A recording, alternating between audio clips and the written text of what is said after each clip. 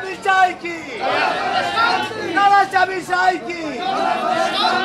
ইনকলাব জিন্দাবাদ জিন্দাবাদ জিন্দাবাদ ইনকলাব জিন্দাবাদ জিন্দাবাদ জিন্দাবাদ হিমায়ত জিন্দাবাদ জিন্দাবাদ জিন্দাবাদ হিমায়ত জিন্দাবাদ জিন্দাবাদ জিন্দাবাদ জিন্দাবাদ জিন্দাবাদ জিন্দাবাদ জিন্দাবাদ ৰাইজৰ পৰা সহায় কৰে হয় ৰাইজৰ পৰা মই যথেষ্ট সহায় পাইছোঁ যথেষ্ট উৎসাহ উদ্দীপনা দিছে ৰাইজে আৰু লগত আৰু এটা কথা আছে যে আমাৰ এই বিগত কিছুদিন হয়তো আমাৰ ইউডিএফ দল নিস্তব্ধ হৈ আছিলে আৰু বিশেষকৈ যিখিনি পুৰণা মানুহ আছিল মোক চাই বহুতে আগবাঢ়ি আহিছে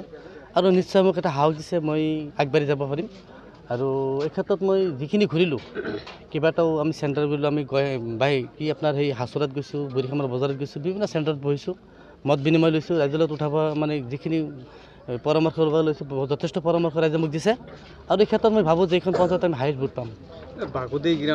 বাগদি গাঁৱৰ এই শ্বাহজাহানৰ পত্নী শ্বাহজাহান বহুত দিন ধৰি কংগ্ৰেছ কৰিছিল তাৰ পত্নীক আপোনালোকে কেনেকৈ কাউন্সিলৰ টিকেট প্ৰদান কৰিলে তো যিয়ে নহওক চাওক এইবিলাক হ'ল বহুত কথা যি কংগ্ৰেছৰ গাদ্দাৰ বুলি চবেই জানে কংগ্ৰেছে কেতিয়াও নাভাবে যে এজন মানুহ আগুৱাই যাওক এজন মানুহ যে পংগু হওক সেইটো কামনা আগৰ পৰাই কংগ্ৰেছৰ এটা নীতি গতিকে এই ক্ষেত্ৰত মই ক'ব বিচাৰিম যে আপোনালোকে জানে শ্বাহজাহান বাইৰ সহধৰ্মিনী চিনেমা এক্টৰৰ টিকেট দিয়া হৈছে আপোনালোকে জানে যে আজি এইবেলি পঞ্চায়তৰ যিবিলাক টিকেট বিক্ৰী হৈছে প্ৰত্যেকখন পঞ্চায়ত আঞ্চলিক পঞ্চায়তৰ ক্ষেত্ৰতে হওক বা আপোনাৰ জিলা পৰিষদৰ ক্ষেত্ৰতে হওক বহুত টকা ধনৰ লেনদেনৰ কাৰণে টিকেট চিলেকশ্যন হৈছে আৰু এই ক্ষেত্ৰত আমি যেতিয়া গম পালোঁ যে আমাৰ এই শ্বাহজাহান ভাই আমাৰ চিনেমা এক্টৰৰ হাজবেণ্ড এখেতে প্ৰায় 20-25 বছৰ ধৰি কংগ্ৰেছ কৰিছিলে কংগ্ৰেছৰ লগত জড়িত আছিলে সেৱা দলত মানে সেই কিবা সমন্বয়ক আছিলে গতিকে এখেতে খুব আৱেগিক হৈ যেতিয়া আমাক ক'লে লগে লগে আমি এখেতক ভৱিষ্যত উজ্জ্বল কৰাৰ কাৰণে এখেতৰ লাইফৰ এটা চবৰে এটা ইচ্ছা থাকে যে মই কিবা এটা দল কৰে কিবা এটা স্বাৰ্থত যে মই কিবা এটা দল কৰিলে মই কিবা এটা পদত মই হয়তো মানে নিৰ্বাচন খেলিম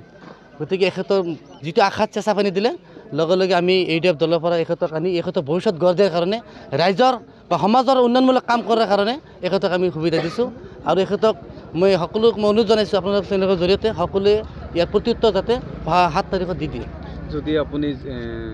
জিলা পৰিষদ হয় ৰাইজৰ বাবে কি উন্নয়নমূলক কাম কৰিব এই বিভিন্ন ক্ষেত্ৰত হয়তো আঁচনি থাকে জিলা পৰিষদৰ বিভিন্ন আঁচনি থাকে আজি হয়তো আমাৰ যিখিনি হয়তো জিলা পৰিষদ ইয়াৰ পৰা পাৰ হৈ গৈছে সকলোৱে প্ৰবঞ্চনা কৰিছে ৰাইজক কয় এটা কৰে এটা তেওঁলোকে দেখা নকৰে গতিকে মই ৰাইজৰ সন্মুখত মই আপোনালোকৰ চেনেলত মই ক'ব বিচাৰোঁ প্ৰতিনিধি কাক কয় মই প্ৰতিষ্ঠিত হ'ব বিচাৰোঁ প্ৰতিনিধি কাক কয় ৰাইজৰ আপদে বিপদে যেতিয়া মানুহৰ যদি কষ্ট হয় সেই মতে প্ৰতিনিধি কোনো ৰাইজৰ কাষত নাহে তো সেইটো হ'ল আপোনাৰ প্ৰতিনিধি আমাৰ যিসকল প্ৰতিনিধি পাৰ হৈ গৈছে তেওঁলোকে এনেকুৱা ব্যৱহাৰ কৰাৰ কাৰণেই হয়তো ৰাইজে আমি যেতিয়া মত বিনিময় ৰাইজৰ লগত কৰোঁ তেতিয়া আমি সেইবিলাক শব্দ পাওঁ গতিকে মই ৰাইজক এটাই কথা কৈছোঁ কাম কৰোঁ নকৰি পাছৰ কথা বা ভৱিষ্যতত কি হ'ব পাছৰ কথা কিন্তু মানুহৰ সুখে দুখে মই থাকিম মানুহে যেতিয়া ফোন কৰিব তেতিয়া মই ৰাইজৰ কাষত থিয় হ'ম ঠিক আছে